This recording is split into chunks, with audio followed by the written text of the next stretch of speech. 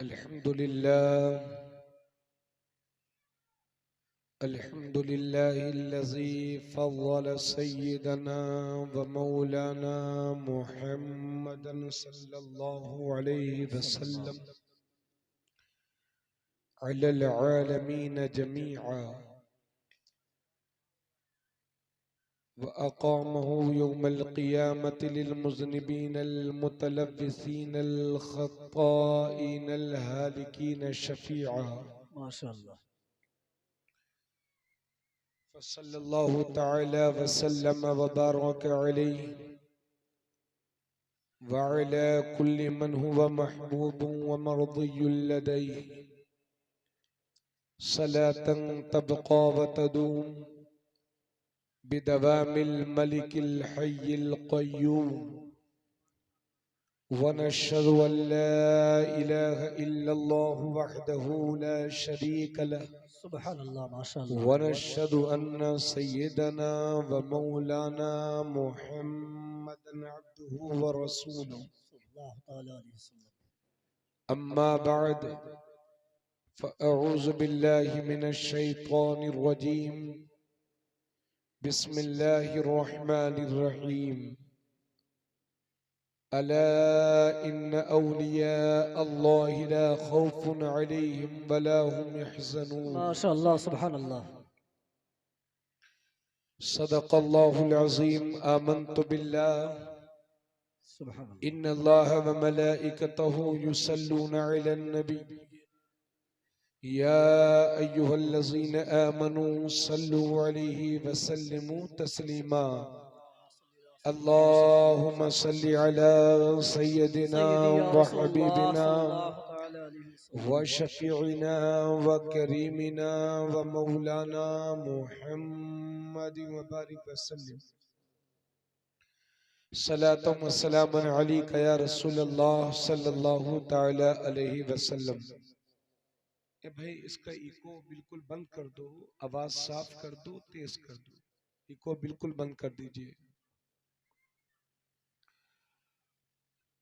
मुअज़्ज़ज़ सामीन, आज का ये अज़ीमुश्शान जलसा जो पीरे पीरा मीरे मीरा शाहे जीला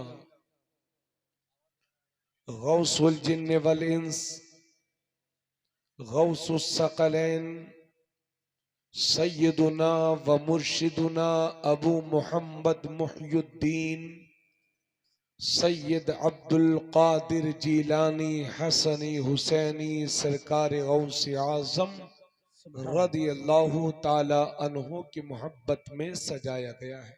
माशाअल्लाह सुब्हानल्लाह। इस खूबसूरत जलसे की दिल की अतः गहराइयों से आप तमामी सामईन को मुबारकबाद पेश करता हूँ।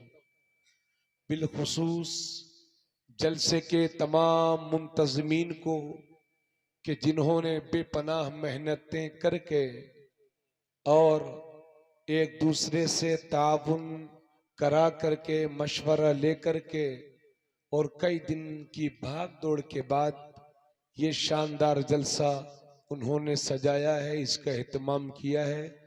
इसके लिए मैं खुसूसी तौर पर अंजुमन गुलामाने गौसुल वरा के तमाम मेंबरान को मुबारकबाद पेश करता हूँ।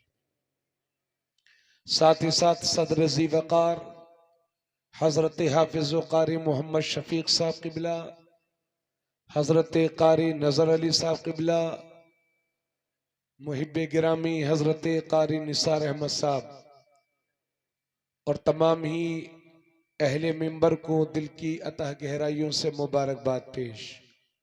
अल्लाह सबके खुलूस को, हुस्ने नियत को, सबके कामों को, सबकी मेहनतों को परवरदिगार आलम शरफ कबूलियत से माला माल फरमाए।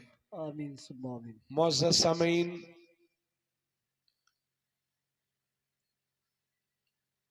कई दिनों से बाज़ाब्ता इस जलसे का इंतजाम हो रहा होगा। बहुत सारा पैसा जलसा कराने में सुन्नी मुसलमानों का खर्च होता है सच। और ये जलसे ये जलसा जाहिर सी बात है कमेटी वालों का अपने घर का जलसा नहीं है, बल्कि इन्होंने जलसा तो किया मगर उसका उन्वान रखा जश्न गौसुल वरा। सुभान अल्लाह, माशाअल्लाह। ये गौस आजम का जलसा है तो हम सब का जलसा है। बेशक। और जिसके दिल में मेरे गौस की मोहब्बत होगी इंशाअल्लाह वो उनके जलसे को मैं हाजिरी भी देगा और इंशाअल्लाह तवज्जो से सुनेगा भी, बेशक। क्योंकि मुझे यकीन है कि जो गौस मुर्दों को जिंदा करने की ताकत रखते हों, जो गौस बीमारों को शिफा देने की सलाहियत रखते हों और अल्लाह ने उन्हें नवाजा हो, मुझे यकीन है उस गौस का जिक्र भी इंशाअल्लाह कल्ब की स्याही को खत्म करके हमारे कुलूब के लिए रोशनी और नूर का जरिया बनेगा इंशाअल्लाह। तो आप हजरात इसी तरह से अफरा तफरी मचाते रहेंगे या फिर बाज़ाब्ता बैठ कर के सुनेंगे, बताइए। ये जलसे के बाहर जितने हलवा पराठा खाने वाले हैं, इनसे गुजारिश है क्यों हलवा पराठे के चक्कर में अपनी रात खराब कर रहे हो। ये बार बार मिलेगा, जिंदगी भर मिलेगा, मगर इस तरह के जलसे कभी कभी होते हैं और हम सब की मुश्तरक जिम्मेदारी होती है कि उनको कामयाबी की इंतहा तक पहुंचाएं। हजरात आइए सभी हजरात मिलकर के हुस्न अकीदत और हुस्न एहतराम के साथ बावाज़े बुलंद दुरूद शरीफ पढ़े। सल्लल्लाहु अला नबील उम्मी व आलिही सल्लल्लाहु अलैहि वसल्लम सलातुम व सलामन अलैका या रसूल अल्लाह सल्लल्लाहु ताला अलैहि वसल्लम। हजरत सब हजरात की तवज्जो चाहेंगे, इसलिए कि मजमा जिस हालत में भी है मगर हम लोग की जिम्मेदारी है। हजरात मैं कोशिश करूंगा कि जिक्र गौस आजम के साथ साथ उन जरूरी चीजों को बयान करूं कि जो आज हमारी कौम और हमारी समाज की जरूरत है। इसलिए कि करामात सुनने और सुनाने के हम आदी तो बहुत हैं, लेकिन गौस आजम की किताब जिंदगी को पढ़कर के हम अमल करने के लिए तैयार नहीं है। उनके नाम पर हम 5 देग बिरयानी बनाने के लिए तो तैयार हैं, लेकिन सरकार गौस आजम ने 40 साल ईशा के वजू से फजर की नमाज पढ़ी है, तो हम ईशा के वजू से ईशा और फजर के वजू से फजर पढ़ने के लिए तैयार नहीं। क्या कहने, बहुत अच्छे। हजरात गौस आजम के हवाले से आपने सुना होगा कि जिंदगी के आखिरी 15 साल वो गुजरे हैं कि एक पैर का सहारा लेकर के खड़े हो जाते थे और रुकू में जब जाते थे जब पूरा कुरान करीम तिलावत करके खत्म कर लिया करते थे। सुभान अल्लाह, सुभान अल्लाह, बहुत अच्छे, बहुत खूब। तो नारा तो हमारा बहुत बुलंद होता है सुन्नी मुसलमानों का, लेकिन अमल के मैदान में हम बहुत पीछे रह गए हैं। इस गुनहगार की कोशिश यही होगी कि मैं कुछ ऐसी बातें अर्ज करूं जो आपके दिल पर और खुद मेरे दिल पर भी असर पैदा करें, हालांकि मेरा काम सिर्फ बोलना है, आपका काम सिर्फ सुनना है, उसमें असर पैदा करना ये मेरे रब की शान है। बेशक बेशक, बहुत अच्छे। हजरात इतनी बातें अर्ज करने के बाद थोड़ी सी आवाज और बढ़ा दीजिए, साफ कर दीजिए आवाज। मुअज़्ज़ज़ सामीन जरा गौर फरमाएंगे, चूंकि ये इलाका शेर बशे अहले सुन्नत का है, क्या कहने, बहुत ये इलाका मुफ्ती आजम का है, बहुत अच्छे, माशाअल्लाह। ये इलाका सरकार ताजुश शरिया का है, सुभान अल्लाह, सुभान अल्लाह, बहुत ये अच्छे। इलाका आला हजरत का है। क्या कहने, बहुत हजरात सन 2019 में मेरे एक दोस्त लखनऊ के रहने वाले बगदाद शरीफ के मुबारक सफर पर गए हुए थे 11वीं शरीफ के मौके पर। जब वो वापस आए तो मैंने उन्हें मुबारकबादी का फोन किया और मैंने उनसे कहा कि आपका सफर कैसा रहा, कैसा लगा बगदाद शरीफ जाकर के आपको। तो बोले मौलाना साहब वहां के हसीन मनाजिर की मैं लफ्जों में ताबीर नहीं कर सकता। क्या कहने, बहुत अच्छे। वहां मुझे कितना अच्छा लगा, मैं इसको लफ्जों में नहीं बयान कर सकता। तो मैंने कहा भाई साहब ये बताइए बगदाद शरीफ में 11वीं शरीफ के मौके पर कितने लोग रहे होंगे? तो वो कहने लगे हजरत लोग बहुत थे, मैं शुमार न कर सका।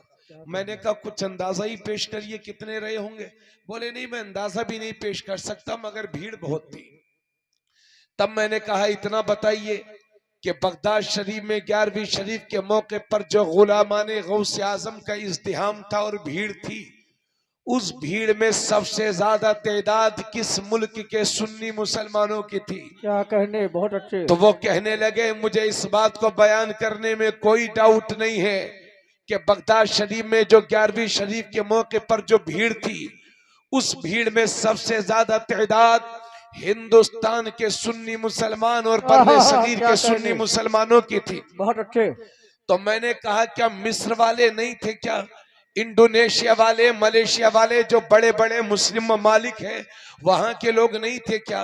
यमन वाले नहीं थे? मुल्क के शाम वाले नहीं थे? अमेरिका वाले, हॉलैंड वाले, जर्मन वाले, बेल्जियम वाले और ये इंग्लैंड के मुसलमान नहीं थे क्या? बोले थे तो, मगर उनकी तादाद बहुत कम थी, गिने चुने थे, सिर्फ गिने चुने। लेकिन ज्यादा तादाद हिंदुस्तान के सुन्नी मुसलमानों की थी, बर्रे सगीर के सुन्नी मुसलमानों की थी। तो मैं सोचने लगा या अल्लाह ऐसा क्यों है, हिंदुस्तान के मुसलमान ही बगदाद शरीफ क्यों ज्यादा जाते हैं? तो मेरा ज़मीर, मेरा दिल मुझे फौरन जवाब देता है कि हिंदुस्तान के मुसलमान बगदाद शरीफ इसलिए ज्यादा जाते हैं और हिंदुस्तान के घर घर में 11वीं शरीफ इसलिए ज्यादा होती है चूंकि हम हिंदुस्तान के मुसलमानों को गौसे आजम की अजमत का पता बताने वाले इमाम अहमद रजा मिल गए हैं। सुभान अल्लाह, सुभान अल्लाह, बहुत अच्छे, बहुत खूब। क्या कहने, माशाअल्लाह, बहुत अच्छे। जरा बैठ के मोहब्बत से बोलिए सुभान अल्लाह। बहुत खूब। ए बेटा जो पीछे खड़े हो ना, बैठ जाओ, बैठ जाओ बाबू, सब बैठ जाओ, आगे आ जाओ, बैठ जाओ सब लोग। ये मुसलमानों के बच्चे हैं, ये कहना नहीं मानते। हजरत में खड़ा हो, बैठ के तकरीर हो नहीं पाएगी।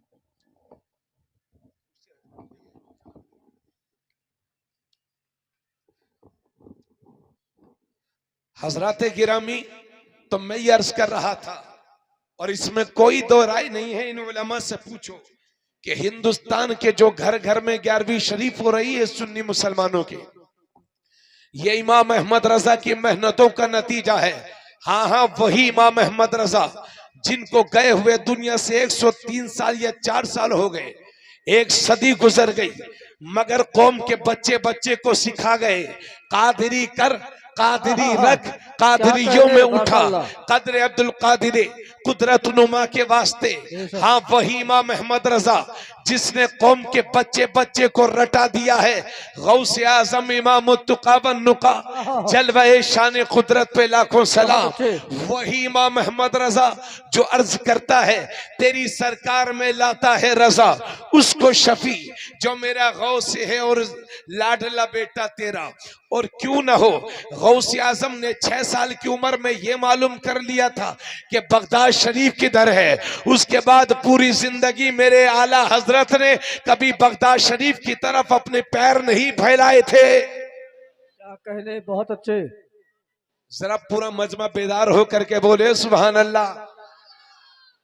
और अपने इन उलमा की मौजूदगी में आज मैं छोटे मुंह से बहुत बड़ी बात अर्ज करने जा रहा हूं।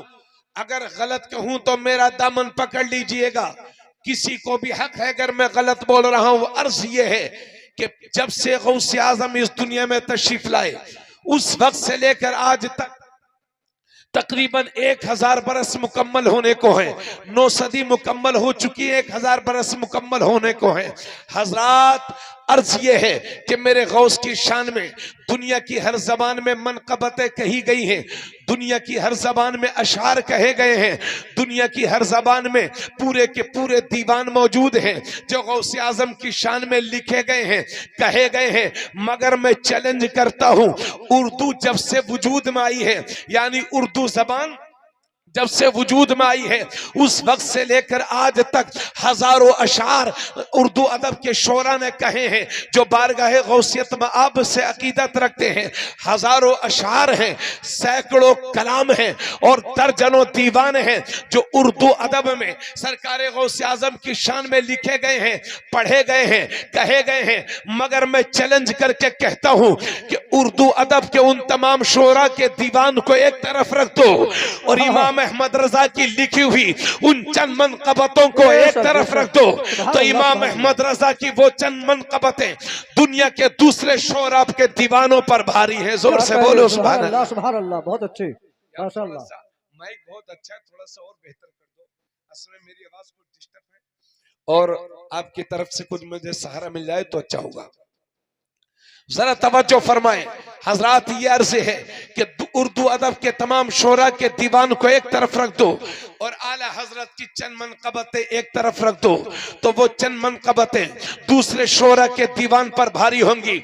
जब मेरे आला हजरत बोले 14वीं सदी के मुजद्दिद बोले तो इस तरह से बोले, वाह क्या मर्तबा ए गौस है बाला तेरा, ऊंचे ऊंचों के सरों से है कदम आला तेरा, सर भला क्या कोई जाने के है कैसा तेरा, औलिया मलते हैं आंखें वो है तलवा तेरा, क्या दबे जिस पे हिमायत का हो पंजा तेरा, शेर को खतरे में लाता नहीं कुत्ता तेरा, तू हुसैनी हसनी क्यों न मुहयुद्दीन हो, एक हिजर मजमए बहरैन है चश्मा तेरा, कसमें दे दे के खिलाता है पिलाता है तुझे प्यारा अल्लाह तेरा, चाहने वाला तेरा, मुस्तफा के तने बेसाए का साया देखा, जिसने देखा मेरी जान जलवाए जेबा तेरा, इब्ने ज़हरा को मुबारक हो अरूसे कुदरत, कादरी पाए तसद्दुक मेरे दूल्हा तेरा, क्यों न कासिम हो कि तू इब्न अबिल कासिम है, क्यों न कादिर हो कि मुख्तार है बाबा तेरा। और मेरे आला हजरत कहते हैं ए मेरे गौस आप पंजतन पाक के वारिस हैं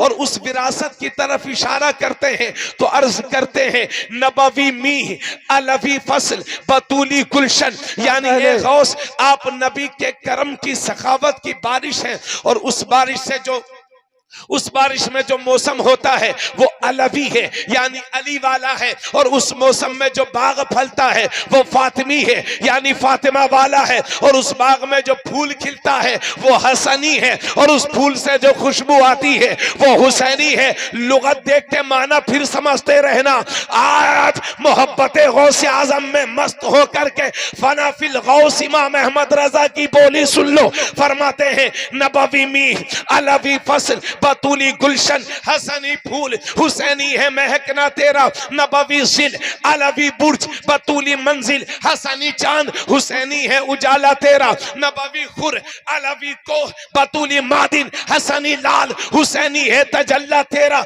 तुझसे दर दर से सग और सग से है मुझको निस्बत, मेरी गर्दन में भी है दूर का डोरा तेरा, इस निशानी के जो सग है नहीं मारे जाते, हश्र तक मेरे गले में रहे पट्टा तेरा, मेरी किस्मत की कसम खाएं सगाने बगदाद हिंदी में भी हूं तो देता रहूं पहरा तेरा, बद सही चोर सही मुजरिमो नकारा सही, ए वो कैसा ही सही है तो करीमा तेरा, फख्र आका में रजा और भी एक नज़्मे रफी, चल लिखा लाएं सना खानों में चेहरा तेरा। और मेरे आला हजरत गौसे पाक के दुश्मनों को ललकारते हैं तो कहते हैं अल अमा कहर है ए गौस वो तीखा तेरा, मर के भी चैन से सोता नहीं मारा तेरा, बादलों से कहीं रुकती है कड़कती बिजली ढाले छट जाती है, उठता है जो तेगा तेरा, अक्ल होती तो खुदा से न लड़ाई लेते, ये घटाए उसे मंजूर बढ़ाना तेरा, क्योंकि तू घटाए से किसी के न घटाए न घटे, जब बढ़ाए तुझे अल्लाह ताला तेरा, क्योंकि वरफाना लका जिक्र रखा है साया तुझ पर बोल बाला है तेरा, जिक्र है ऊंचा तेरा, मिट गए मिटते हैं मिट जाएंगे आधा तेरे, ना मिटा है ना मिटेगा कभी चर्चा तेरा। नारे तकबीर, नारे रिसालत, जश्ने गौसुल वरा, नारे तकबीर, नारे रिसालत। माशाअल्लाह माशाअल्लाह, बहुत अच्छी, बहुत खूब, क्या कहने माशाअल्लाह, बहुत खूब। ये है इमाम अहमद रजा, क्या कहने, बहुत अच्छे, माशाअल्लाह माशाअल्लाह, बहुत खूब। हजरत जब मेरे नबी को दुनिया से तशरीफ ले जाए हुए तकरीबन 4 सदियां गुजर चुकी थी। बहुत खूब, क्या कहने। दीन कमजोर हो चुका था, शराबियों की तादाद बढ़ती जा रही थी, बेनमाजियों की गिनती बढ़ती जा रही थी, जिना के लोग आदी होते जा रहे थे, जुआरियों की तादाद बढ़ती जा रही थी, सूदखोरों की तादाद बढ़ती जा रही थी, फासिकों की तादाद बढ़ती जा रही थी, हत्ता कि इंसानियत फिर से सिसकियां ले रही थी।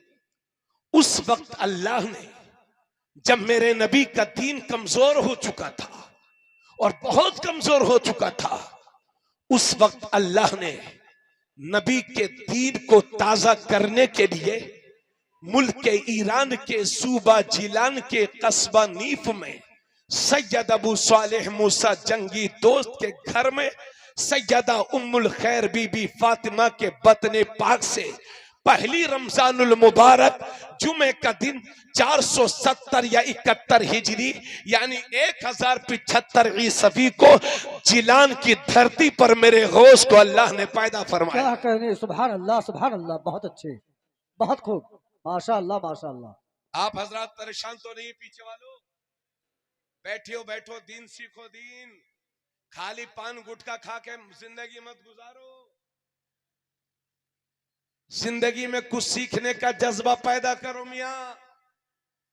अब कोई आपका कुरान और हदीस ना पढ़ेगा, दुनिया आपको देख करके इस्लाम पढ़ने पर मजबूर होगी। इसलिए जिंदगी अपने मन के मुताबिक नहीं, इस्लाम के मन के मुताबिक गुजारो, ताकि दुनिया को एक नई समत मिल सके, चलने के लिए एक नया रुख मिल सके। उलमाए किराम की तवज्जो चाहूंगा। हजरत, जब मेरे नबी दुनिया में तशरीफ लाए तो दोनों कांधों के बीच में मोहरे नबुव्वत थी। दोनों कांधों के बीच में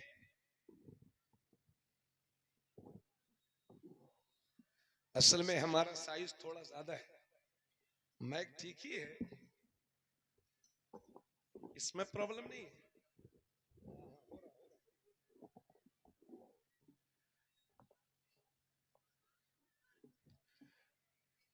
जब मेरे नबी दुनिया में तशरीफ लाए तो दोनों कांधों के बीच में मोहरे नबुव्वत थी, यानी बालों का कुछ हिस्सा उभरा हुआ था और उस पर लिखा हुआ था मुहम्मदुर रसूलुल्लाह। और जब किसी को कोई शक होता कि ये नबी है कि नहीं, तो लोग दरखास्त करते, या रसूल अल्लाह मोहरे नबुव्वत दिखा दीजिए। आका अपना कपड़ा शरीफ हटाते, मोहरे नबुव्वत दिखाते और लोग कलमा पढ़ के मुसलमान हो जाते। सुभान अल्लाह सुभान अल्लाह। उस मोहरे नबुव्वत को देख करके हजारों लोग कलमा पढ़ के मुसलमान बन गए। तो जब मेरे नबी दुनिया में तशरीफ लाए तो दोनों कांधों के बीच में मोहरे नबुव्वत थी, और जब अल्लाह के करम से मेरे गौस दुनिया में तशरीफ लाए तो दोनों कांधों के बीच में मेरे नबी के पैरों के निशाने पाक मौजूद थे। क्योंकि जब सफरे मेराज में मेरे नबी तशरीफ ले गए और सिदरतुल मुंतहा पर पहुंचने के बाद जिब्राइल ने जवाब दे दिया, या रसूल अल्लाह, अगर एक कदम भी आगे बढ़ा तो तजल्लियात इलाही से जिब्राइल के पर जल जाएंगे। जब जिब्राइल ने जवाब दे दिया तो उनकी जगह पर अल्लाह ने मेरे गौस की रूह को हाजिर किया और मेरे गौस अपने कांधे पर सवार करके हुजूर के साथ सफर मेराज में थे। तो जब मेरे नबी दुनिया में तशरीफ लाए तो दोनों कांधों के बीच में मोहरे नबुव्वत थी, और मेरे गौस तशरीफ लाए तो दोनों कांधों के बीच में नक्शे पाए मुस्तफा था। और जब मेरे नबी दुनिया में तशरीफ लाए, जिस साल मेरे नबी दुनिया में तशरीफ लाए, उस साल इस पूरी दुनिया के अंदर अल्लाह ने कहीं लड़की नहीं अता फरमाई। जिस साल नबी तशरीफ लाए पूरे साल अल्लाह ने कहीं लड़की नहीं अता फरमाई, क्योंकि मेरे नबी की आमद से पहले बेटियों के कत्ल होते थे, बेटियों के मर्डर होते थे। इन बेटियों के कत्ल आज भी होते हैं, बेटियों के मर्डर आज भी होते हैं। मेरी बहन, आज तेरे मोहसिन का तुझे तारुफ कराने के लिए तेरा भाई हाजिर आया है, इसलिए अपने मोहसिन को समझ और ये मीठी मीठी बातें जो कानों में तुम्हारे आती रहती हैं उनकी बोली, उनसे बाज आओ। तुम्हारा सच्चा कोई मोहसिन है तो वो पैगंबर इस्लाम की जात है। सुन अपने नबी का एहसान मेरी बहन, तो मेरे नबी की आमद से पहले अगर किसी के घर में लड़की पैदा हो जाती थी तो उसको जिंदा दफन कर दिया जाता था, उसको कत्ल कर दिया जाता था। बेटियों के मर्डर आज भी होते हैं, बेटियों के मर्डर उस जमाने में भी होते थे। फर्क ये है कि उस जमाने में पैदा होने के बाद जिंदा दफन कर दिया जाता था, आज पैदा होने से पहले ही बेटियों के मर्डर पेट में हो जाते हैं,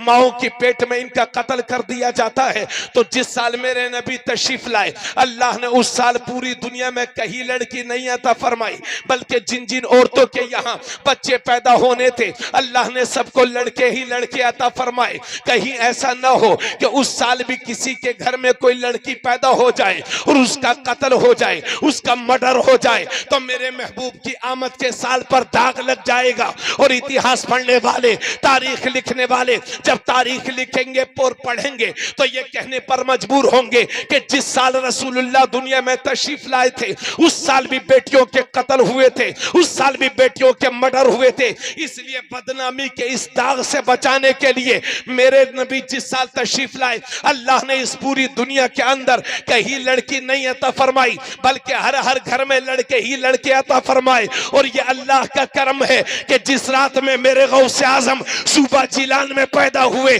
उस रात में पूरे सूबा जिलान में कहीं लड़की नहीं पैदा हुई। जिन जिन औरतों के यहाँ बच्चे पैदा होने थे अल्लाह ने सबको लड़के ही लड़के अता फरमाए। और एक रिवायत तो मैंने यहाँ तक पढ़ी है कि जिस रात में सूबा जिलान में हम सबके बड़े पीर पैदा होते हैं, उस पूरी रात में 1100 लड़के सूबा जिलान में पैदा हुए, 1100 लड़के। और ये आप भी जानते हैं जब लड़के ज्यादा होते हैं तो कोई शराबी होता है, कोई कबाबी होता है, कोई ज्वारी होता है, कोई सानी होता है। लेकिन तारीख बताती है कि जिस रात में गौसे आजम पैदा हुए उस रात में जितने भी लड़के हुए उनमें कोई सानी ना बना, कोई ज्वारी ना बना, कोई शराबी ना बना, कोई फासिक ना बना, बल्कि अल्लाह ने मेरे गौस के सदके जितने पैदा हुए थे सबको वली बना दिया था। सुभान अल्लाह, माशाअल्लाह, बहुत अच्छे, बहुत खूब, क्या कहने, बहुत अच्छे। और जिस रात मेरे गौस की पैदाइश होने वाली थी, नबी अपने सहाबा के साथ माशाल्लाह बड़े ही खूबसूरत अंदाज में आप लोग बैठ चुके हैं। इसके लिए मैं आपको मुबारकबाद देता हूं। तवज्जो फरमाएंगे आप लोग। जिस रात में मेरे गौसे आजम पैदा होने वाले थे, अल्लाह के नबी अपने सहाबा के साथ हुजूर गौसे आजम के घर तशरीफ लाए। और आपके वालिद अबू स्वालेह, जिनका नाम मूसा है, सैयद अबू स्वालेह मूसा जंगी दोस्त के नाम से उन्हें जाना और पहचाना जाता है, आका तशरीफ लाए। फरमाया अबू स्वालेह तुझे मुबारक हो, तेरे घर में जो लड़का पैदा होने वाला है वो मादरजाद वली है। क्या कहने, माशाअल्लाह, बहुत अच्छे। वो अल्लाह का भी महबूब है और वो मेरा भी महबूब है। और जो तेरे घर में लड़का पैदा होने वाला है उसकी शान वलियों में वही होगी जो नबियों में तेरे नबी की शान है। बहुत अच्छे, बहुत खूब, क्या कहने। मेरे गौस दुनिया में तशरीफ लाए पहली रमजान शरीफ को पैदा हुए जुम्मे के दिन, लेकिन पैदा होने के बाद ही मेरे गौस दिन में दूध नहीं पीते थे अपनी मां का, सुभान अल्लाह, यानी रोजा रखते थे। सहरी का वक्त खत्म, दूध पीना छोड़ दिया। मां जबरदस्ती पिलाती थी, लेकिन गौसे आजम है कि पीने के लिए तैयार नहीं। और जब मगरिब का वक्त हो जाता तो हाथ पैर हिलाते, गोया के यूं फरमाती अम्मी रोजा पूरा हो गया है अब इफ्तार करा दो।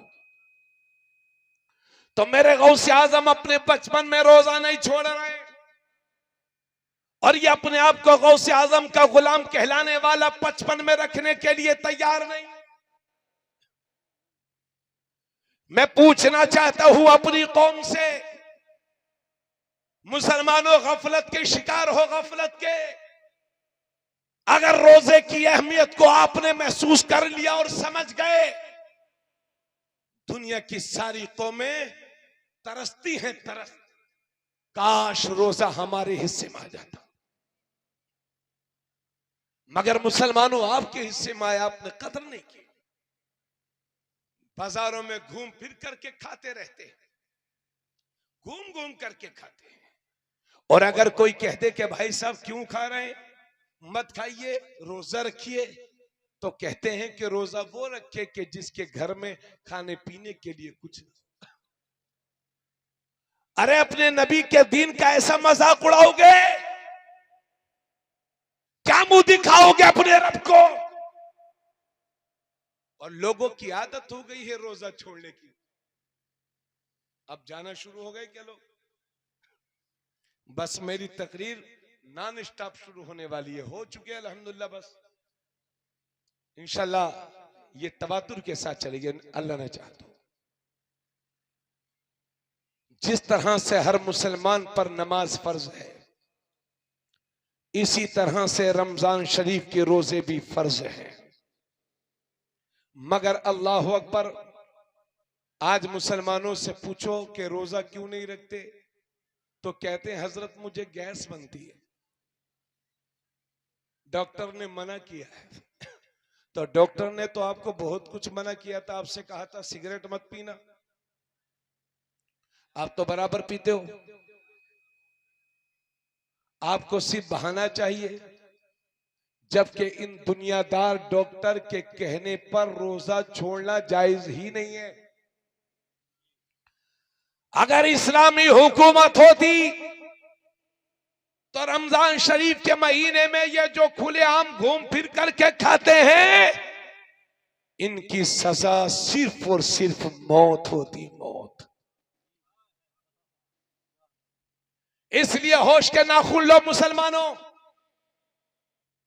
अपने बुजुर्गों की जिंदगी से सबक हासिल करो।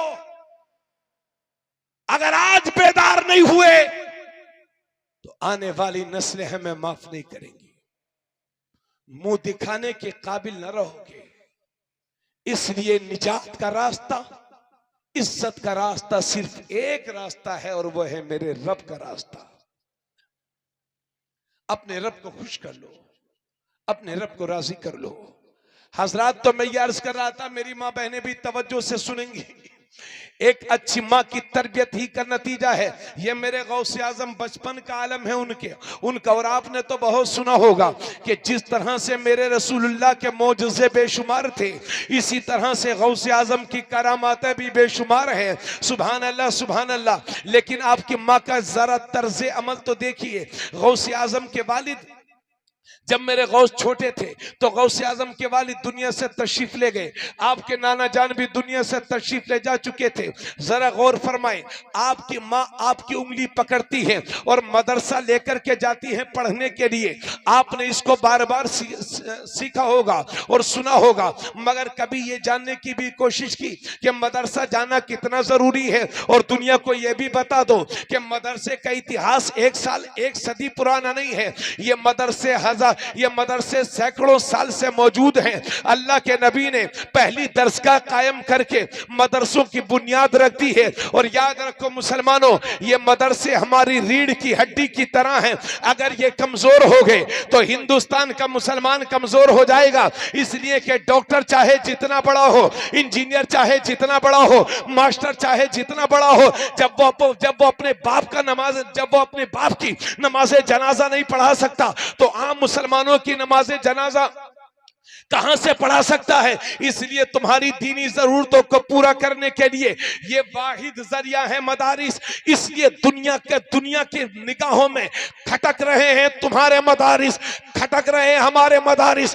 दुनिया जानती है अगर हिंदुस्तान में मदरसे कमजोर हो गए तो हिंदुस्तान का मुसलमान कमजोर हो जाएगा। अगर मुसलमानों को कमजोर करना है तो मदरसों को कमजोर कर दो। इसलिए ये एक प्लानिंग के तहत है। इसलिए होशियार हो जाओ, बेदार हो जाओ, अपनी मेहनत की कमाई अपने मदरसों को दिया करो और उनको चलाने के लिए पूरी कोशिश करो।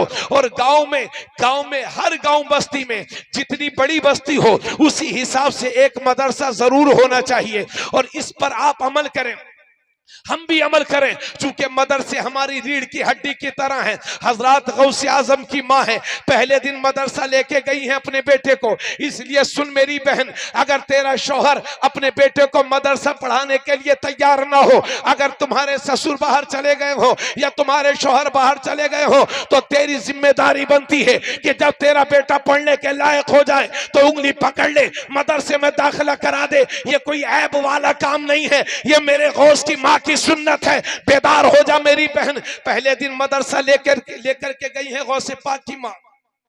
सुभान अल्लाह, न ले जाने वाली का जवाब है न जाने वाले का जवाब है। पहला दिन है मदरसे में, उस्ताद पढ़ाते हैं, पढ़ो बेटा औज़ु बिल्लाहि मिनश शैतानिर रजीम बिस्मिल्लाहिर्रहमानिर्रहीम। तो मेरे गौर शुरू करते हैं, औज़ु बिल्लाहि मिनश शैतानिर रजीम बिस्मिल्लाहिर्रहमानिर्रहीम अल्हम्दुलिल्लाहि रब्बिल आलमीन अर्रहमानिर रहीम मालिकि यौमिद्दीन इय्याका नअबुदु व इय्याका नस्तईन इला आखिरी अलिफ लाम मीम ज़ालिकल किताबु ला रैब फी इला आखिरी सयक़ुलु सुफ़हाउ मिनन नासि मा वल्लाहुम अन क़िबलतिहिम अल्लती कानू अलैहा इला आखिरी तिलकर रुसुल फद्दलना बअदहुम अला बअद इला आखिरी लन तनालुल बिर्रा हत्ता तुनफ़िक़ू मिम्मा तुहिब्बून इला आखिरी। उस्ताद ने सिर्फ बिस्मिल्लाह पढ़ाया और मेरे गौस ने एक ही बैठक में 18 पारे सुना दिए। जोर से बोलो सुभान अल्लाह। उस्ताद ने सिर्फ बिस्मिल्लाह पढ़ाया और गौसे आजम ने एक ही बैठक में 18 पारे सुना दिए। तो उस्ताद मुस्कुरा के बोलते हैं, बेटा अब्दुल कादिर, पढ़ने आए हो कि पढ़ाने आए हो, क्लास लेने आए हो कि क्लास देने आए हो, सीखने आए हो कि सिखाने आए हो, समझने आए हो कि समझाने आए हो? बेटा अब्दुल कादिर, ये 18 पारे तुमको कहां से याद हो गए? तो हम सबके बड़े पीर कहते हैं, उस्ताद मोहतरम, मामला यह है कि जब मैं अपनी माँ के पेट में था तो मेरी माँ 18 पारों की हाफिजा है, और जब मैं अपनी माँ के पेट में था तो मेरी माँ काम भी करती थी और कुरान का दौर भी क्या करती थी, और अब्दुल कादिर उसे याद करता हुआ चला जाता था। नारे तकबीर, नारे रिसालत, जश्न गौसुल वरा, हजरत अल्लामा मुफ्ती तबरेज आलम साहब किबला, नारे रिसालत। बहुत उम्दा, वाह। इसलिए माँ जितनी अच्छी होगी उतना ही बेटा होगा अच्छा। जी जी। मुल्क में पिछले 9 महीने से मसला हिजाब का चल रहा है।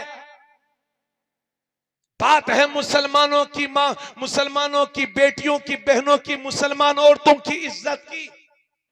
हिजाब के मसले पर मैंने पूरी तकरीर हजरत खामोश शाले रहमा के आस्थाने पर अभी मार्च के महीने में की थी, शायद आपको याद हो।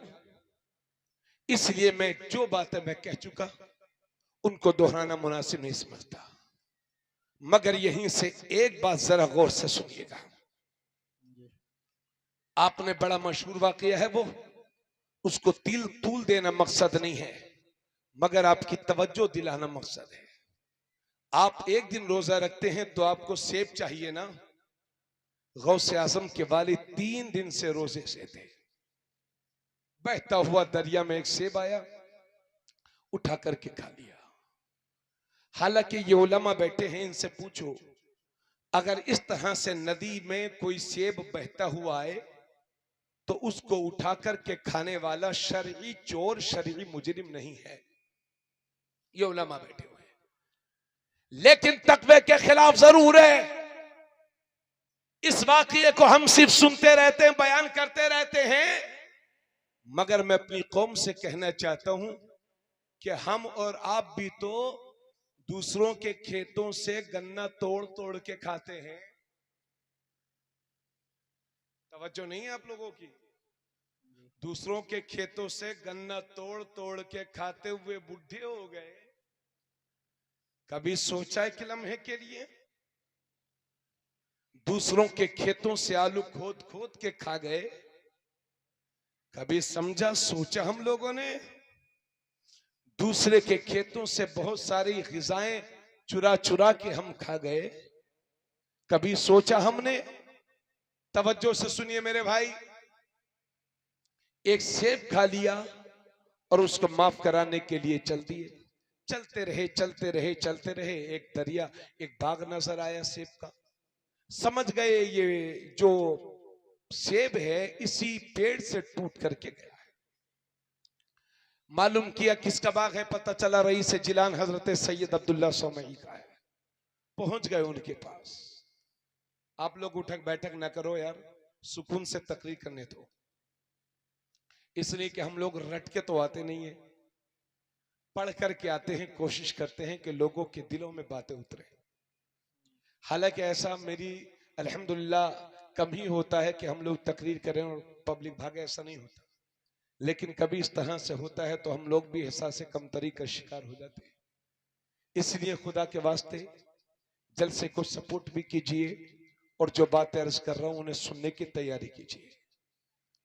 रईस जिलान सैयद अब्दुल्ला सोमई की बारगाह में पहुंच गए। कहा हुजूर आपके बाग से एक सेब बहता हुआ गया था, मैंने उसे उठा करके खा लिया और मुझे यकीन है कि वो आप ही के बाग के दरख्त का है, माफ कर दो। तो चोर चोर को पहचानता है, डाकू डाकू को पहचानता है, लुटेरा लुटेरे को पहचानता है, तो वली वली को नहीं पहचानेगा? देखकर समझ गए जिसके जवानी के तकवे का ये हाल है, इस नौजवान के बुढ़ापे में तकवे का आलम क्या होगा। कहा नौजवान मैं सेब तो बख्श दूंगा मगर 10 साल तुझे मेरे बाग की रखवाली करनी होगी। कहा हुजूर 10 साल? कहा हाँ। 10 साल तक बाग की रखवाली करते रहे। चूंकि सैयद अबू सालेह मूसा जंगी दोस्त को भी सैयद अब्दुल्ला सोमई की सूरत में रहबर कामिल मिल गया था। 10 साल के बाद हाजिर वे हुजूर अब तो माफ कर दो। कहा नहीं अभी नहीं माफ करूंगा, 2 साल और रखवाली कर। 2 साल और रखवाली करते हैं, 12 साल। एक सेब खाया था, 12 साल रखवाली कर रहे हैं बाग की। उसके बाद कहते हुजूर अब तो बख्श दो। फरमाते नहीं बख्शूंगा, मेरी एक शर्त यह है और वो शर्त यह है कि मेरी एक बेटी है, उसके साथ तुम्हें शादी मंजूर हो तो बख्श दूंगा वरना नहीं। अब सैयद अबू सालेह मूसा जंगी दोस्त सोचने लगे या अल्लाह मैं तो सेब माफ कराने के लिए आया था, कोई शादी करने तो आया नहीं था, और बिना इजाजत एक सेब खाने की सजा मुझे इतनी बड़ी। कहा हुजूर उसके बगैर कोई चारा नहीं। कहा ना हुजूर उसके बगैर कोई चारा नहीं। कहा नहीं, सेब तब बख्शूंगा जब मेरी बेटी से तेरी शादी हो जाएगी, तू उससे निकाह कर लेगा। और सुन, जिस मेरी बेटी के साथ तेरी शादी होने वाली है उस लड़की के बारे में सुन ले। वो आंखों से अंधी है, कानों से बहरी है, हाथों से लुंजी है, पैरों से लंगड़ी है, हाथों से माजूर, पैरों से माजूर, कुव्वते समात उसके पास नहीं है। उसके साथ तेरी शादी होनी है, बोल मंजूर है कि नहीं। हजरत सैयद अबू सालेह मूसा जंगी दोस्त मंजूर कर लेते हैं, क्योंकि बगैर उसके सेब बख्शने वाले थे ही नहीं हजरत सैयद अब्दुल्ला सोमई।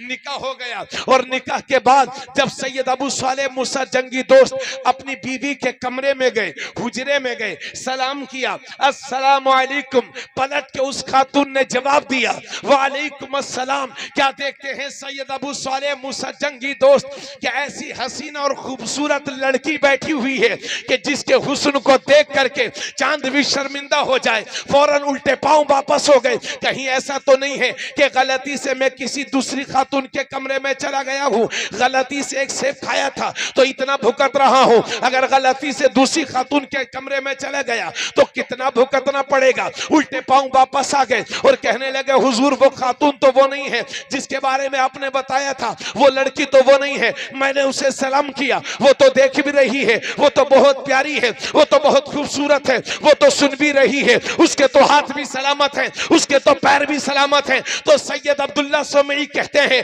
नौजवान तुझे मुबारक हो, वही तेरी बीवी है और उसी के साथ तेरा निकाह हुआ है। और सुन, मैंने अपनी बेटी को लंगड़ी इसलिए कहा था कि जब से मेरी बेटी बालिगा हुई है उस वक्त से मेरी बेटी ने आज तक शरीयत के खिलाफ एक कदम नहीं उठाया है। मैंने अपनी बेटी को बहरी इसलिए कहा था कि मेरी बेटी ने शरीयत के खिलाफ एक जुमला नहीं सुना है। मैंने अपनी बेटी को नाबीना इसलिए कहा था कि मेरी बेटी जब से बड़ी हुई है उस वक्त से लेकर आज तक मेरी बेटी ने किसी गैर महरम को देखा नहीं है। मैंने अपनी बेटी को हाथों से माजूर इसलिए कहा था कि मेरी बेटी ने शरीयत के खिलाफ कोई काम नहीं किया है। तो याकूबगंज और अतराफ के मुसलमानों, मुझे अर्ज कर लेने दीजिए, जब माँ ऐसी हो और जब बाप ऐसा हो, जब दोनों मिलते हैं तो उस घर में गौसे आजम का जन्म होता है। नारे तकबीर, नारे रिसालत, मसलके आला हजरत। वाह वाह वाह, बहुत उम्दा। शराब पीते रहो और उम्मीद करो कि वली पैदा हो जाए घर में, नहीं हो सकता।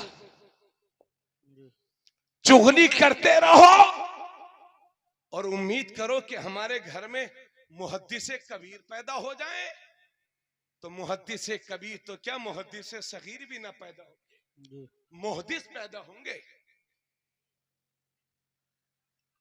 हरामखोरी करते रहो और उम्मीद करो कि आपके घर में बली पैदा हो जाए, अल्लाह की कसम नहीं हो सकता। ये जितनी दुनिया में बड़ी बड़ी हस्तियां हैं, ये जितने मुहद्दिसीन हैं, मुफस्सिरीन हैं, मुतकल्लिमीन हैं, इन बड़ी बड़ी शख्सियतों के पीछे इनकी माओं के तकवे का दखल है। आप लोग मेरी बात सुने। पता चला माँ जब अच्छी होती है तो बेटा भी अच्छा होता है, माँ जब नमाजी होती है तो बेटा भी नमाजी होता है।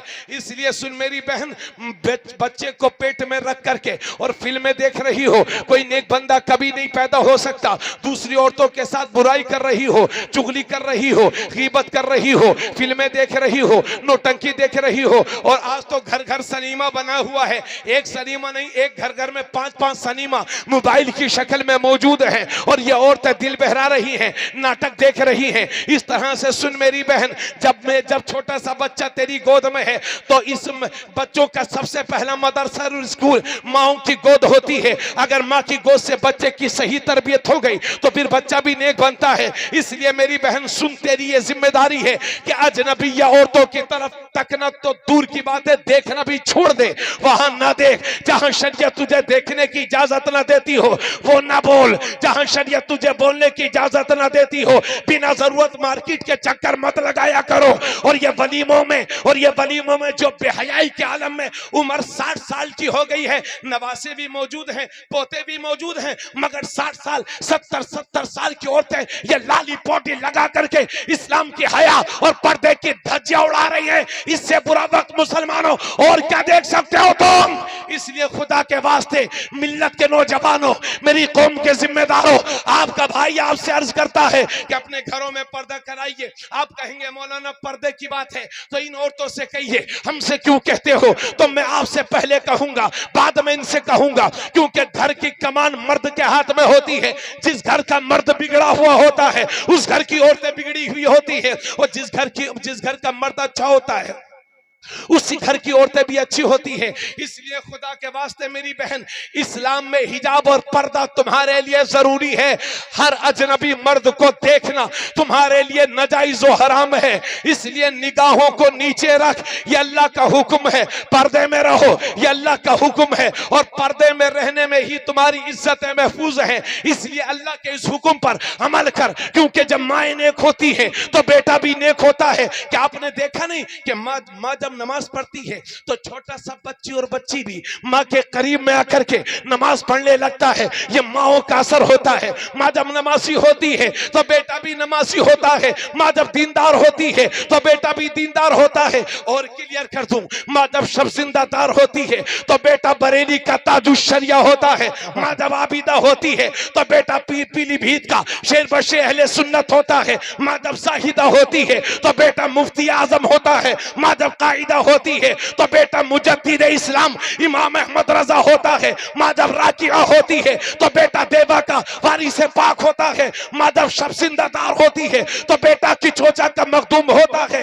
माँ जब कायदा होती है तो बेटा दिल्ली का निजामुद्दीन होता है। माँ जब सैयदा होती है तो बेटा गरीब नवाज होता है। माँ जब उम्मुल खैर होती है तो बेटा गौसे आजम होता है।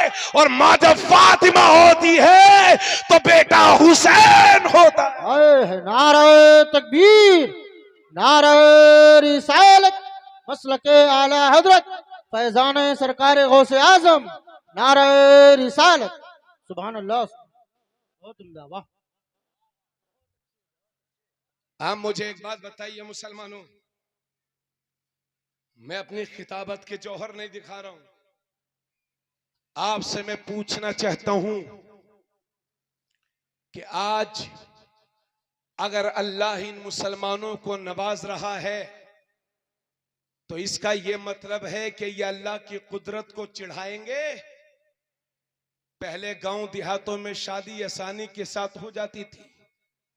आज हम लोग उतरौला गोंडा में होटल बुक करके अपने बच्चों की शादी करते हैं, है ना। और उसके बाद जब वलीमे का दिन होता है तो दुल्हा के साथ दुल्हन को भी ले जा करके कुर्सी स्टेज पर कुर्सी डाल करके आज दुल्हन को भी बिठाया जाता है। मुसलमानों, ये तुमने कहां से सीख लिया? कहां हो आप? क्या मेरे नबी की रूह को तकलीफ नहीं हो रही होगी हमारे इन अमाल से? क्या ये मुसलमानों के घर के काम थे? नापाक लोगों की सोहबत में रह करके और उनके साथ उठक बैठक करके आपके और हमारे मिजाज भी बिगड़ते जा रहे हैं। अरे मुझे बताओ भाई, आजकल मुसलमानों की शादियों में भी दुल्हन को कुर्सी पर ले जाकर बिठाते हैं कि नहीं? तो क्या आपके लिए ये बर्दाश्त करने वाली बात है? अब मैं आपसे अर्ज कर रहा हूं, थोड़ी हिम्मत से काम लीजिए। सिर्फ उलमा ही की जिम्मेदारी नहीं है कि तकरीरों के जरिए से दीन को फैलाएं, बल्कि हर हैसियत के मुताबिक, इस्तिताअत के मुताबिक हर मुसलमान पर अपने दीन की तबलीग फर्ज है। तो ये जितने धन्ना सेठ जो होटलों में अपने लड़कों और लड़कियों की शादी करके और उनको कुर्सियों पर बिठा करके अजनबी मर्दों के सामने पेश कर रहे हैं, इन सेठ जी से कभी एक बार मिलकर के ये भी कह देना कि सेठ जी, ये कुरान की किस आयत में लिखा है जी? क्या यही कनीज़े सैयदा फातिमा है? नाम देखो तो कनीज फातिमा, और काम देखो तो शर्म से सर झुक जाए। यही सीख रहे हो मुसलमानों? और फिर जश्न गौसुल वरा का इनेकाद सिर्फ सुनते रहेंगे या अमल की तरफ हम कदम भी बढ़ाएंगे? इन बदअमलियों ने और बुरी रसूम ने मुसलमानों को बहुत हद तक परेशान कर रखा है। और शादियों में जो फजूल खर्चियां मुसलमानों के यहां हो रही हैं वो नाकाबिले बयान है। जिसे पूरे महीने अपने घर में चिकन फ्राई नसीब ना हुई हो, जब वो किसी होटल में जाता है तो ऐसा धन्ना सेठ बन के खाता, आधा खाएगा आधा फेंकेगा और फिर बाद में कहेगा कि नमक कम था। बोलो ऐसे ही है ना? खड़े खड़े शैतानों की तरह खाना खा रहे हो। यही सिखा के गए हैं आपके नबी आपको, यही सिखाया हमारे नबी ने हमको। हम नबी का दामन नहीं छोड़ेंगे, नारा तो लगाते हैं, मगर क्या रूहे मुस्तफा हमसे खुश भी है? शादियों के नाम पर लंबे लंबे जहेज, और अब तो मंगनियां भी 4-4, 5-5 लाख रुपया में बैठ रही हैं मुसलमानों की। आज तो अपनी बेटियों को जहेज जमीनें बेच के दे दोगे, कल जब तुम्हारी पोती और परपोती होगी तो उसको लंबा जहेज का कौन सा खेत बेच करके दोगे? इसलिए करोड़पतियों और जिन लोगों को अल्लाह ने नवाजा है, मैं उनसे अर्ज करूंगा कि कौम के गरीबों की इज्जत का खिलवाड़ मत करो। इसलिए कि अमीर तो जमीन बेच के जहेज दे देगा, मगर ये गरीब बेचारा कहां से देगा जो रात को खून के आंसू रोने पर मजबूर है? यही सिखाया था मेरे नबी ने तो अल्लाह की कसम ये सिखाया था। नबी ने इरशाद फरमाया, सबसे बेहतरीन शादी वो है जो कम से कम खर्च में मुनाकिद हो जाए। सुभान अल्लाह। जरा जोर से बोलो सुभान अल्लाह। अल्लाह के नबी इरशाद फरमाते हैं, अअलिनु हाज़न निकाह वजअलूहु फिल मसाजिद। अल्लाह के नबी फरमाते हैं, अपने बच्चों की जब शादियां करो, इस निकाह को करो तो ऐलान करके करो, और जब अपने बच्चों के निकाह करो तो मस्जिदों में मुनक्किद कराया करो। मगर इस मजमे में मुझे लेकर के अब तक शायद कोई ऐसा बंदा बैठा हो जिसका निकाह या जिसके बच्चों का निकाह मस्जिद में हुआ हो। अगर कोई ऐसा बंदा बैठा है तो मैं उसको मुबारकबाद देता हूं और उनके लिए अमल दुआ करता हूं, अल्लाह उन्हें सादत दारिन से माला माल फरमाए। तवज्जो चाहूंगा, लेकिन हमने कभी आका की इस हदीस पर गौर करने की कोशिश भी की।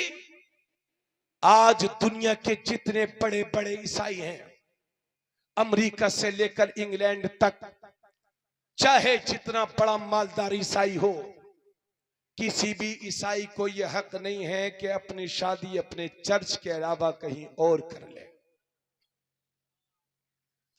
कितना भी बड़ा ईसाई हो, वो अपनी जो उसकी शादी है, जो रस्म है, वो अपने चर्च में जाके उसे पूरा करते हैं।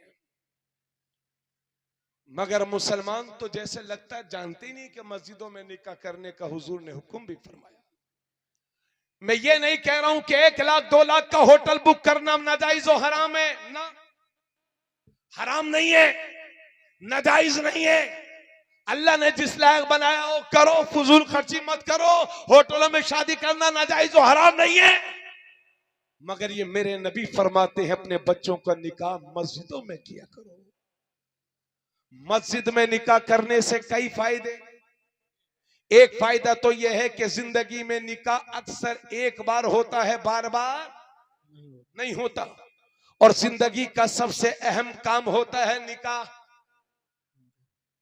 तो मस्जिद में निकाह करने से सबसे बड़ा फायदा यह होगा कि जब निकाह जैसा अजीम काम होगा तो उस वक्त मजलिस में कोई नापाक नहीं होगा।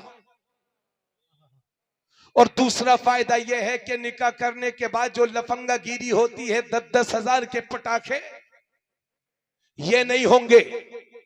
और तीसरी बात यह है कि जब निकाह के बाद जब दुआ की जाती है तो मस्जिद में अल्लाह के फरिश्ते भी तुम्हारी दुआओं के साथ आमीन कहेंगे। इसलिए आपका फैसला, आपके बच्चों का निकाह आपको कैसे करना है या आपको फैसला करना है। लेकिन तबरेज आलम कादरी याकूबगंज बाजार जिला गोंडा के इस अजीमुशान जश्न गौसुल वरा में आप सबके सामने ये वादा करता है अपने आप से कि इंशाअल्लाह मैं अपने बच्चों का निकाह मस्जिद ही में मुनाकिद कराऊंगा। सिर्फ नारे लगाने से और बातें बनाने से काम नहीं चलेगा। नबी की सीरत पर अमल करने का मुकम्मल अज़्म मुसम्मम कर लो और अपने अंदर बेदारी पैदा करो, जज्बा पैदा करो। और मैं तो आपसे ये कह रहा हूं, मेरी बात सुनिए भाइयों, मुझसे ज्यादा दीन की खिदमत तो आप कर सकते हैं, क्योंकि मैं तो मदरसे से आया, गाड़ी में बैठा मुसलमान के साथ आया।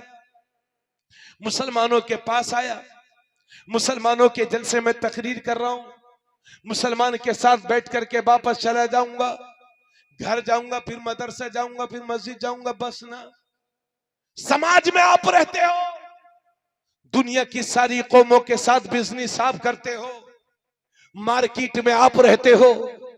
हजरत, आज मुसलमानों की इमेज जो खराब कर दी गई है, इसको बेहतर करना मेरे नौजवान, ये तेरे कंधों पर जिम्मेदारी आ गई है। मुझसे ज्यादा इस्लाम तुम फैला सकते हो, और आज के इस जलसे में आए हो तो रूहे गौसे पाक को हाजिर और नाजिर जान करके अपने आप से ये वादा करो, अपने आप से ये वादा करो, या रसूलुल्लाह की रूहे पाक को हाजिर और नाजिर जान करके ये वादा करो कि आज के बाद हमारी पूरी जिंदगी हुजूर के फरमान के रोशनी के मुताबिक गुजरेगी, हुजूर के फरमान के मुताबिक गुजरेगी। मेरे भाई पक्के सच्चे मुसलमान हो जाओ। ये जिंदगियां दोबारा ना मिलेंगी।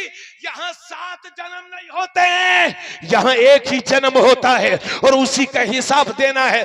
कब किसकी जिंदगी की शाम हो जाए कोई पता नहीं है। क्या तुमने नौजवानों को मरते नहीं देखा है? क्या बच्चों को मरते नहीं देखा है? क्या अधेड़ उम्र के लोगों को मरते नहीं देखा है? क्या बूढ़ों को मरते आप नहीं देख रहे हो? इसलिए मौत किसको अपनी आगोश में कब ले ले, इसकी कोई गारंटी नहीं है। इसलिए अल्लाह ने ये जिंदगी दी है तो अपने दीन के रास्ते पर चल करके खर्च करो, और ऐसे पक्के चस्से सच्चे मुसलमान हो जाओ। चाहे जितना बड़ा गिराहक दुनिया दुकान में मौजूद हो, मगर जब मस्जिद से सदाए अल्लाह अकबर आ जाए तो नमाज पढ़ने चले जाओ, और जब दुनिया के सामने बोलो तो ऐसा बोलो जैसे नबी का गुलाम बोल रहा है। पियो तो ऐसा पियो जैसे नबी का गुलाम पी रहा है, और जब चलो तो ऐसा चलो जैसे नबी मेरे चलते थे, जो नबी की सुन्नत है ऐसा चलो। जब कोई शराब पिलाने की कोशिश करे तो थप्पड़ मार दो, शराब को फेंक दो, ताकि दुनिया को पता चल जाए रसूलुल्लाह ने शराब को हराम कर दिया है। तो दूसरों से बोलो तो ऐसा बोलो लगे मुसलमान बोल रहा है। वादा करो तो निभाओ, क्योंकि मुसलमानों को वादा करके निभाने का हुक्म मेरे नबी ने दिया है। बोलो तो सच बोलो, ताकि दुनिया ये सोचने पर मजबूर हो जाए कि जब नबी का गुलाम ऐसा है तो इन गुलामों का इमाम कैसा होगा। सुभान अल्लाह, सुभान अल्लाह, माशाअल्लाह। मेरे दोस्त, इन हमारे बच्चों को क्या हो गया है? 25 से 30% नौजवान नशे और शराब के आदी हो चुके हैं, है ना? बोलो सही बोल रहा हूं? और बियर पीते हैं, बियर। और कारी निसार साहब कहें बियर हराम है, मौलाना साहब कहें बियर हराम है मत पियो, तो कहते हैं हजरत साहब आपको नहीं मालूम, ये ताकत बढ़ाने का जूस है।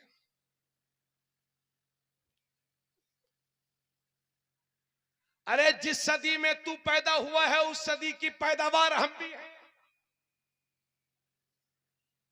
अल्लाह के नबी फरमाते हैं हर वो चीज जो नशा लाए वो इस्लाम में हराम है, और जो चीज नशा लाती है उसका ज्यादा तो हराम है ही, उसका थोड़ा हिस्सा भी हराम है। मैं शराब के बारे में तो चंद बातें अर्ज कर दूं, तवज्जो है, इजाजत है आपकी तरफ से? सुनिए, अल्लाह फरमाता है इन्नमल खमरु वल मैसिरु वल अंसाबु वल अज़लामु रिज्सुम मिन अमलि शैतान फज्तनिबूहु लअल्लकुम तुफ्लिहून। इन्नमा युरीदु शैतानु अन युक़िअ बैनकुमुल अदावत वल बग़ज़ा फिल खमरि वल मैसिर व यसुद्दकुम अन ज़िक्रिल्लाहि व अनिस सलाह फहल अंतुम मुंतहून। अल्लाह फरमाता है बेशक शराब और जुआ, तवज्जो है सब लोगों की? मेरे भाइयों थोड़ा सा वक्त और बोलूंगा, जरा सब लोग तवज्जो सुन लें। अल्लाह के नबी अल्लाह फरमाता है शराब और जुआ और पांसे और बुत रिज्सुम मिन अमल शैतान, ये सब शैतान के गंदे काम है, ये सब शैतान के मजा नहीं आ रहा यार, आप लोग इधर उधर गर्दन करने लगते तो सब लोग मेरी तरफ देखें। अल्लाह फरमाता है जुआ, शराब और कुरान के तीर और बुत, ये सब शैतान के गंदे काम है। फजतनिबू, अल्लाह फरमाता है तो इन सब से बचो। लअल्लकुम तुफलिहून, ताकि तुम कामयाब हो जाओ। इन्नमा युरीदु शैतानु अन युक़िअ बैनकुम अल-अदावत वल-बग़दा फिल ख़म्रि वल मैसिर। अल्लाह फरमाता है बेशक शैतान इस जुए और शराब के जरिए से तुम में आपस में बैर और दुश्मनी डालना चाहता है और तुम्हें नमाज और अल्लाह की याद से रोकना चाहता है। अब अल्लाह तुमसे फरमाता है, हमसे फरमाता है फहल अंतुम मुंतहून, तो क्या तुम इससे बाज रहोगे? अल्लाह फरमा रहा है एक बार जबान से कह दो इंशाअल्लाह, हो सकता है मेरे रब आपकी जबान को कबूल फरमा ले, है ना। तो अल्लाह ने शराब और जुए को हराम करार दे दिया। अब तो यार लोग दाढ़ी रख रख के पत्ते खेलते हैं, जुआ खेलते हैं, और शराबियों की तो पूछो मत। खानदान में, अल्लाह मुझे माफ करे, मैं इल्जाम नहीं आयद लगा रहा हूं, मगर बहुत शिकायतें हैं शराबियों की बढ़ती हुई तादाद की। लेकिन भाइयों एक बात और भी है, शराब और जुए में जहां नुकसान भी है वहां कुछ फायदा भी है। पहले कुरान सुनो, कुरान क्या कहता है। यसअलूनका अनिल खम्रि वल मैसिर, ए महबूब लोग आपसे जुए और शराब के बारे में सवाल करेंगे, पूछेंगे। कुल फीहिमा इस्मुन कबीर, तो ए हबीब आप कह देना इन दोनों में बड़ा गुनाह है। व मनाफिउ लिन्नास, जरा कुरान की आयत पर तवज्जो, इन दोनों में बड़ा गुनाह है और लोगों के लिए कुछ फायदा भी है, लोगों के लिए कुछ फायदा भी है। व इस्मुहुमा अकबर मिन नफ़इहिमा, मगर इन दोनों का गुनाह इनके फायदे से भारी है। सब लोग गौर फरमाए, मेरी तरफ देखें सब लोग। कारी जाकिर साहब तशरीफ लाए, आइए भाई। अल्लाह फरमाता है ए महबूब लोग आपसे शराब और जुए के बारे में पूछेंगे, आप कह देना इन दोनों में बहुत गुनाह है और लोगों के लिए कुछ फायदा भी है। अल्लाह फरमाता है लोगों के लिए शराब और जुए में फायदा भी है। फायदा क्या है? चाहे जितना टेंशन हो, एक पौवा लगाओ सब खत्म, है ना। और नुकसान क्या है? टेंशन तो खत्म हो गया, अब किस नाली में गिर रहे हैं कोई पता नहीं, कभी इस नाली में कभी उस नाली में। तो अब मुझे बताओ, ये टेंशन खत्म हुआ इसमें ज्यादा फायदा, जो नाली में तशरीफ ले जा रहे हैं उसमें ज्यादा फायदा? क्यों भाई? तो शराब पीने से नशा आता है और इंसान टेंशन उसका खत्म हो जाता है। जब अकल ही खत्म तो टेंशन क्यों ना खत्म होगा। नबी फरमाते हैं हर बुराई की जड़ है शराब। अल्लाह फरमाता है कि शराब में फायदा भी नुकसान भी, मगर इसका नुकसान इसके फायदे पर भारी है। नुकसान फायदा बराए नाम और नुकसान बहुत ज्यादा। अच्छा, जुए के क्या फायदे हैं? जुए में भी नुकसान है, जुए में फायदा भी है। फायदा यह है कि जेब में 1000 रुपए हो, कभी कभी धूल में लठ लग गया तो 50,000 और 1 लाख और 10 लाख। क्यों भाई? लेकिन नुकसान, कभी तो 10 लाख कमा लिए लेकिन अगले ही दिन 10 लाख भी खत्म, घर भी बिक गया, खेत भी गिरवी रख गया और एक दिन पता चला कि बीवी भी गिरवी रख गई।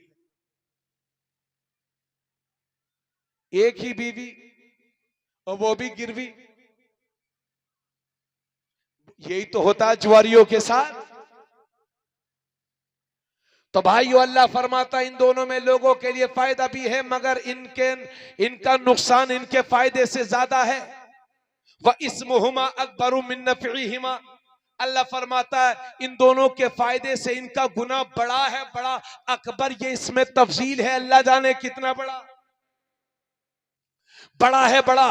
हजरात, तो इस्लाम में जुआ भी हराम है, इस्लाम में शराब भी हराम है। मेरे नबी इरशाद फरमाते हैं, लानल्लाहुल खमरा व शारिबहा व साक़ियहा व मुअतसिरहा व आसिरहा व बाइहा व मुब्ताअहा व हामिलहा वल महमूलता इलैहि व आकिला समनिहा। अगर अल्फाज इधर उधर हो गए हैं अल्लाह मुझे माफ फरमाए, लेकिन हदीस शरीफ का मतन है ये, और इसका तर्जमा सुन लो। आका फरमाते हैं अल्लाह की लानत हो शराब पर, और अल्लाह की लानत हो शराब पीने वाले पर, और अल्लाह की लानत होती है शराब पिलाने वाले पर, और अल्लाह की लानत होती है शराब बेचने वाले पर, और अल्लाह की लानत होती है शराब खरीदने वाले पर, और अल्लाह की लानत होती है शराब निचोड़ने वाले पर, और अल्लाह की लानत होती है उस पर जिसके लिए शराब निचोड़ी गई है, और अल्लाह की लानत उस पर है कि जिसके लिए शराब उठाकर ले जाई जा रही है, और अल्लाह की लानत शराब उठाने वाले पर भी है। और नबी फरमाते हैं शराब का कमाया हुआ जो पैसा खाएगा अल्लाह की लानत उस पर भी है, और ये सब के सब लानत में बराबर के शरीक है। ये सब के सब, ऐसा नहीं है सिर्फ पीने वाला ही मुजरिम है, पिलाने वाला भी मुजरिम है, बेचने वाला भी मुजरिम है, खरीदने बेचने वाला भी मुजरिम, ठेका लेने वाले पर भी अल्लाह की लानत। तो मेरे नबी फरमाते हैं ये शराब हराम है, हराम। और हदीस में लिखा है कि क़यामत के दिन शराबी की जबान मुंह के बाहर आ जाएगी और सीने तक लटकी होगी, चेहरा काला होगा और जबान से राल टपक रही होगी। अरे लोगों से छुप छुप करके शराब पीने वालों, अल्लाह तो तुम्हें देख रहा है, मगर लोगों से छुप छुप करके पीने वालों, क़यामत के दिन नंगे हो जाओगे, नंगे। तुम्हारी इस हालत को देख करके दुनिया समझ जाएगी कि ये शराब, दुनिया में शराब पीता था। इसी वजह से मेरे नबी फरमाते हैं जो शराब का आदी हो उसे सलाम न करो, अगर वो मर जाए तो उसके जनाजे में शरीक ना हो, अगर वो बीमार हो जाए तो उसकी आयादत न करो जो शराब पीने का आदी है। हजरात, इस्लामी हुकूमत में तो शराबियों की सजा कुछ और ही है, लेकिन मौजूदा हिंदुस्तान में शराबियों के लिए सजा क्या है वो सुन लो। शराबियों के लिए सजा है शराबियों का बाइकाट। अगर आप ये जानते हैं ये शराबी है फिर भी अपने घर बुलाओगे, शराबी को इज्जत दोगे, अपने घर बुला के खाना खिलाओगे, तो मेरे रब की रहमत आपसे रूठ जाएगी। शराबी को घर बुला करके खिलाना यह भी नाजायज व हराम है, शराबी को इज्जत देना यह भी नाजायज व हराम है, शराबी की तकरीम करना यह भी नाजायज व हराम है। इसलिए आज के दौर में हिंदुस्तान के कानून, यहाँ के सुप्रीम कोर्ट और भारत के संविधान की रोशनी में मुसलमानों के लिए ये जरूरी है कि शराबियों का सोशल बाइकाट करें, शराबियों को अपने घर के करीब न आने दें, उनसे मुलाकात न करें। हजरत गिरामी, मगर हम और आपको समझ में नहीं आ रहा है। अल्लाह के नबी फरमाते हैं कि जो दुनिया में शराब पीता है उसे तीनतुल खबाल पिलाई जाएगी। सहाबाए किराम अर्ज करते हैं या रसूल अल्लाह ये तीनतुल खबाल क्या है? अल्लाह के नबी फरमाते हैं तीनतुल खबाल जहन्नमियों के जख्मों से बहने वाली पीप का नाम है। जब शराबियों को जहन्नम में प्यास लगेगी और वो पानी मांगेंगे तो पानी के बजाय जहन्नमियों के जख्मों की पीप इन शराबियों को जहन्नम में तुम्हें पिलाई जाएगी। इसलिए होश में आ जाओ और गौर तो करो। आज अच्छे अच्छे होटलों में, बड़े बड़े होटलों में जाइए तो होटल पर लिखा मिलेगा यहां बैठ के शराब नहीं पी सकते, यहां शराब पीना मना है। यानी दुनिया समझ रही है ये शराब इंसानियत को नुकसान पहुंचाती है, ये शराब अकल को नुकसान पहुंचाती है। और कितने देश वो हैं कि जिनमें शराब पीना बैन है। और देशों की क्या बात करते हो यार, आपसे लगा उत्तर प्रदेश से लगा हुआ सूबा ये बिहार है, इसमें शराब बैन है, शराब बंद है, शराब नहीं पी सकते। मुझे कहने दो, अरे मुसलमानों, तुम तो फख्र के साथ इसको लात मार दो और दुनिया को ये बता दो। और ये हमारे लिए फख्र की बात है कि जिस बात को बिहार की हुकूमत आज समझ रही है वही बात मेरा पैगंबर 1400 साल पहले तुम्हें मदीने से बता रहा है। सुभान अल्लाह, सुभान अल्लाह, माशाअल्लाह, वाह।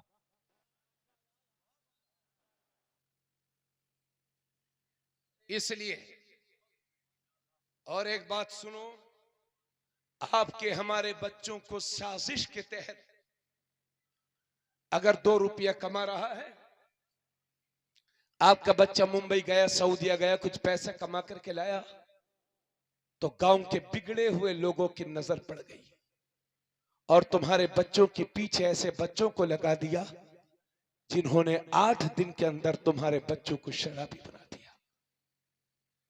इसलिए दुश्मनों की साजिशों से होश में बेदार हो जाओ। अगर शराबियों की तादाद बढ़ती रही तो जाहिर सी बात है आजकल बाइकाट करना बड़ा मुश्किल है। और जब बाइकाट नहीं होगा तो हम लोग भी गुनाहगार होंगे। इसलिए ये शराबियों की बढ़ती हुई तादाद जहां अपने घर वालों के लिए आफत है, वहां पूरी समाज के लिए आफत है। इसलिए आप, मुझे पक्का मालूम है कि इस मजमे में लोग शराब नहीं पीते होंगे, मुझे उम्मीद है अल्लाह से, लेकिन कुछ होंगे भी जो कभी पिए होंगे, अब तौबा कर ली होगी या मूड बनाए होंगे। इसलिए सब लोग मेरे साथ हाथों को उठाएं, सब लोग। अरे शायरों के कहने पे तो बहुत लहराते हो, फकीर के कहने पर एक बार हाथ उठाओ, कहिए इंशाल्लाह शराब नहीं पिएंगे, इंशाल्लाह शराब नहीं पीने देंगे, इंशाल्लाह शराब से अपने बच्चों को बचाएंगे इंशाल्लाह। अल्लाह आपकी ज़बानों को कबूल फरमा ले। इजाजत है आपकी तरफ से थोड़ा और बोल दूं? क्यों भाई, इजाजत है? कारी निसार साहब गौसे पाक की जब उम्र 18 साल की हो गई थी, 18 साल की, एक दिन जंगल जा रहे थे बैल के पीछे पीछे। बड़ी मशहूर बात है मगर सुनिए। बैल के पीछे पीछे जा रहे थे, बैल ने रुख को फेरा और इंसानी जबान में बैल बोला, अब्दुल कादिर तुम्हें इसलिए नहीं पैदा किया गया है कि किसी बैल का पीछा करो, और न तुम्हें इसका हुक्म दिया गया है। फौरन आकर के मां की आगोश में चिमट गए। मगर हजरत, इस रिवायत को मैं जब भी पढ़ता हूं, निसार भाई तवज्जो, जाकिर भाई तवज्जो फरमाएंगे, इस रिवायत को मैं जब भी पढ़ता हूं मुझे अपने आप में बड़ी हंसी आती है और मैं सोचता हूं या अल्लाह, गौसे आजम क्या है, ये ईरान का बैल तो समझ गया, हिंदुस्तान का बैल कब समझेगा? इसे समझ में नहीं आ रहा है। गौसे पाक की 11वीं को हराम कहता है, हराम है, और दावत दे दो तो सबसे पहले खाने आ जाता है। अरे भाई, जब तेरे नजदीक गौसे पाक की फातिहा का खाना हराम है तो खाने क्यों आता है? और अगर वहाबियों, सुले कुलियों, नजदियों, देवबंदियों को फातिहा का खाना खिलाओगे तो मुझे तो नहीं लगता कि आपकी 11वीं कबूल होती हो। तबर्रुक के गौसे आजम पर, लंगर गौसे आजम पर उसका कोई हक नहीं है जिसके दिल में बुग़्ज़ से गौसे आजम पल रहा हो। गौसे आजम की नियाज के खाने पर सिर्फ और सिर्फ सुन्नियों का हक है। जोर से बोलो, अब तो लोग साफ सेकुलर बने हुए हैं, सेकुलर। यही पता नहीं चलता इसका नंबर क्या है, ये आधे पजामे का है कि पूरे पजामे का। बस हमें कोई बुरा ना कहे, बंबई से लाए हैं कमा के, तो हमें कोई बुरा ना करे, न कहे चुनाव लड़ना हमें चुनाव। पकड़ पकड़ के सड़े हुए वहाबियों को 11वीं शरीफ खिला रहे लोग। कबूल नहीं होगी 11वीं। बुजुर्गों ने लिखा है, इसलिए जितने फातिहा का तबर्रुक है बददीन और बदमजहब को देना जायज नहीं है। आपको कुछ देना है तो अलग से दे दीजिए, लेकिन तबर्रुक मत दीजिए। यही हुक्म कुर्बानी के गोश्त का भी है। अब इसी में सब समझ जाओ। 18 साल की उम्र थी, मां के पास आए, मां पढ़ने जाना चाहूंगा। कहां जाएगा मेरा बेटा? मां बगदाद शरीफ जाना चाहता हूं, और बगदाद शरीफ कोई उस जिलान के करीब में नहीं है, बल्कि 650 किलोमीटर की दूरी का फासला, 650 किलोमीटर दूर।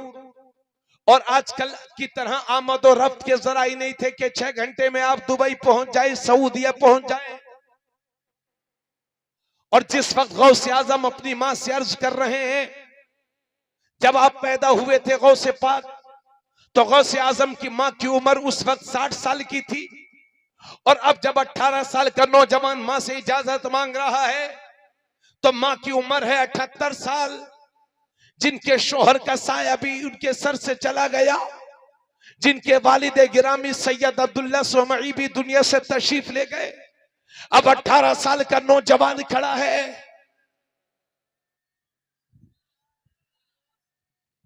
नारे तकबीर, नारे रिसालत, नारे रिसालत, मसलके आला हजरत हुजूर सैयद अखलाक मियां साहब किबला, हुजूर सैयद अखलाक मियां साहब किबला। नारे तकबीर,